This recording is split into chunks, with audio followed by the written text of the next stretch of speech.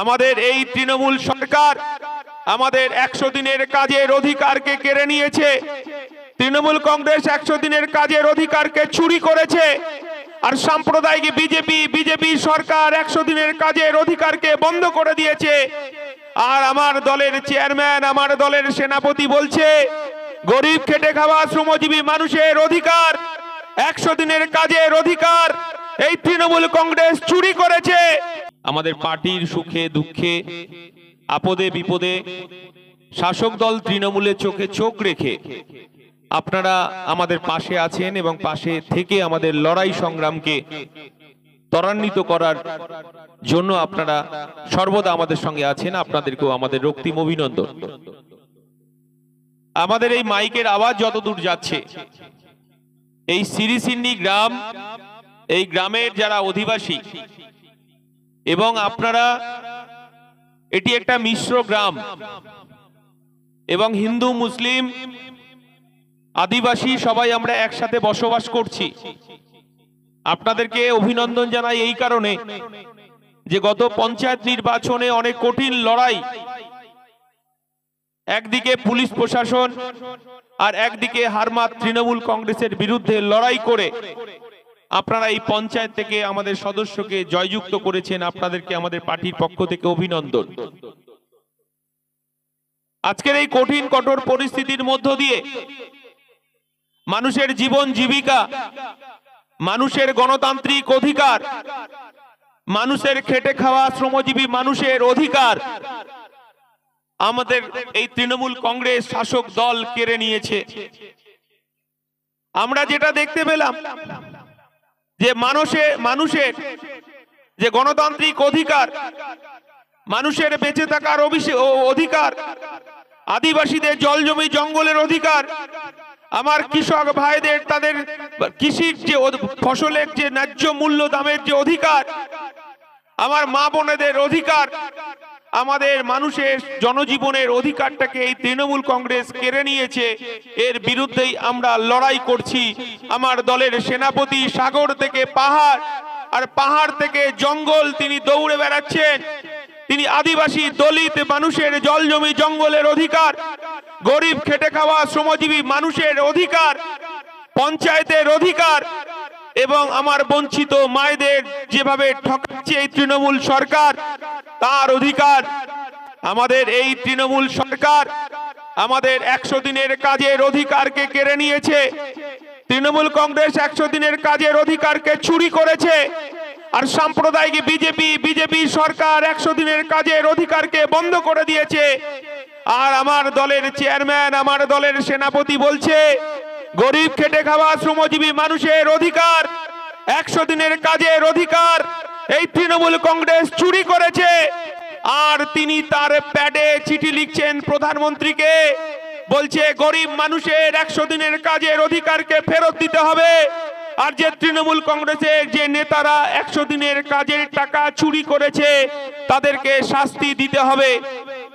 আমার দলের সেনাপতি বলছেন, আমার দলের চেয়ারম্যান বলছে যে আমার গরিব খেটে খাওয়া শ্রমজীবী মানুষ, সে তৃণমূল হতে পারে, সে বিজেপি হতে পারে, সে কংগ্রেস হতে পারে, সে বামপন্থী দল বন্ধু দলের হতে পারে, কিন্তু যাদের মাটির ঘর, যাদের টালির ছাউনি, আমি এখানে কিছু গ্রামটা ঘুরে দেখছিলাম, এখনো তাদের ছিটে বেড়ার ঘর, টালির চাল, তারা প্রধানমন্ত্রী আবাস যোজনা এই পঞ্চায়েত তাদের নামটাকে বাদ দিয়ে তৃণমূলের যারা দালালি করে, যারা সিন্ডিকেট করে, তাদের একতলা দোতলা বাড়ি আছে, 4 চাকা গাড়ি আছে, এসি রুমে থাকে, তাদের প্রধানমন্ত্রী আবাস যোজনার নামের তালিকায় আবাস প্লাস নাম দিয়ে পঞ্চায়েতে ঝুলিয়ে রেখে দিয়েছে।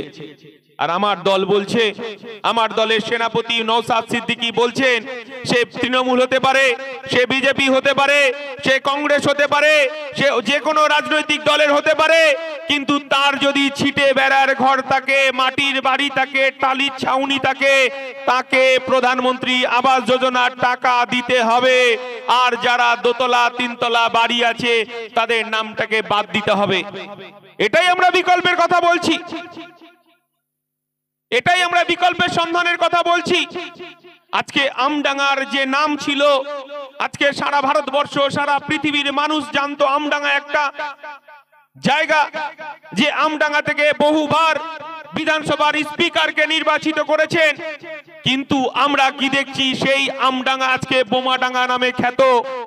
আমডাঙ্গা অলিতে গলিতে বোমা গুলির শব্দ। আমরা ইন্ডিয়ান সেকুলার ফ্রন্ট বলছি যে আমরা বলছি এর পরিবর্তন দরকার।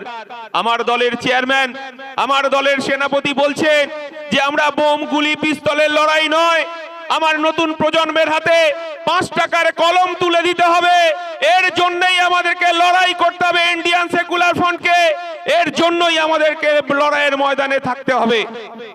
আমরা যখন রক্তের হোলি খেলছি এই পঞ্চায়েতে, তৃণমূলের যারা গুন্ডা বাহিনী, যারা বোমা গুলির লড়াই করছে, আর আমরা তখন আমডাঙ্গার বুকে দাঁড়িয়ে আমরা বলছি ওরা রক্তের হোলি খেলবে তৃণমূল কংগ্রেস, আর আইএসএফ রক্ত দিয়ে রক্ত দান করে মুহূর্ত মানুষের প্রাণ বাঁচাবে। এটাই ইন্ডিয়ান সেকুলার ফ্রন্ট, এটাই বিকল্পের কথা বলছে ইন্ডিয়ান সেকুলার ফ্রন্ট। আর এই বিকল্পের জন্য আমরা সারা রাজ্যে আমরা এই রক্তদান শিবিরের মধ্য দিয়ে আমরা কাজ করে চলেছি। আমার দলের চেয়ারম্যান যে কোনো জায়গায় জনসভা করতে পারে, বক্তব্য রাখতে পারে, বক্তব্য রেখে চলে আসতে পারে। কিন্তু আপনারা লক্ষ্য করেছেন সারা রাজ্যে যখন 2023 সালের পঞ্চায়েত নির্বাচনে তৃণমূল কংগ্রেস এবং পুলিশের একটা অংশ পশ্চিম বাংলার গরিব খেটে খাওয়া শ্রমজীবী মানুষ, আদিবাসী দলিত মানুষ তার পঞ্চায়েতের অধিকারটাকে বোম গুলি পিস্তল দিয়ে লুট করেছে, তখন আমার দলের চেয়ারম্যান, আমার দলের বিধায়ক, আমার দলের সেনাপতি বলছে চলো মুহূর্ত মানুষকে বাঁচাতে হবে পশ্চিম বাংলার। যেখানেই জনসভা হবে আইএসএফ এর, সেখানেই রক্তদান শিবির করতে হবে, আর রক্তদান শিবিরের মধ্য দিয়ে পশ্চিম বাংলার মুহূর্ত রোগীকে বাঁচাতে হবে। সে তৃণমূল হতে পারে, সে বিজেপি হতে পারে। যদি কোনো মুহূর্ত রোগী থাকে, তার যদি কোনো লজ্জা থাকে, লজ্জাবোধ হয়, সে শুধু আমার দলের কর্মীদেরকে বলবে রক্তের প্রয়োজন। আমার দলের কর্মীরা, আমার দলের যারা সৈনিক আছে, তারা রক্ত হসপিটালে তার বাড়িতে রক্তের কার্ড পৌঁছে দিয়ে আসবে। এটাই ইন্ডিয়ান সেকুলার ফ্রন্ট বিকল্পের কথা বলছে, বিকল্পের সন্ধানের কথা বলছে।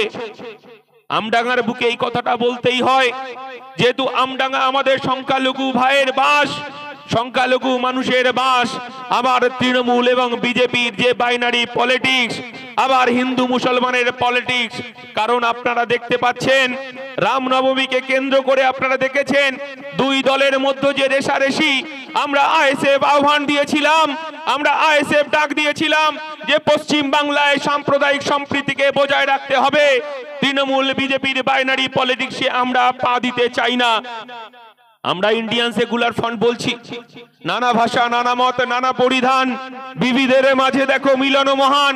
আমার ইন্ডিয়ান সেকুলার ফ্রন্ট বলছে মোরা এক বৃন্তে দুইটি কুসুম, হিন্দু মুসলমান, মুসলিম তার নয়নমণি, হিন্দু তাহার প্রাণ।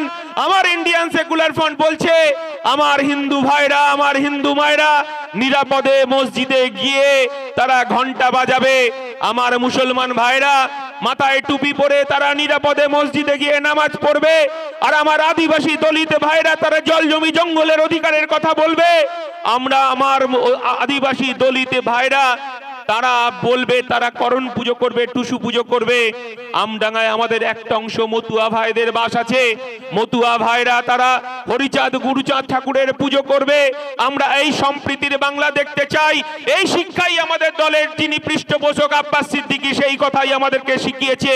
আমরা সাম্প্রদায়িক সম্প্রীতি কোনো মতেই নষ্ট হতে দেব না।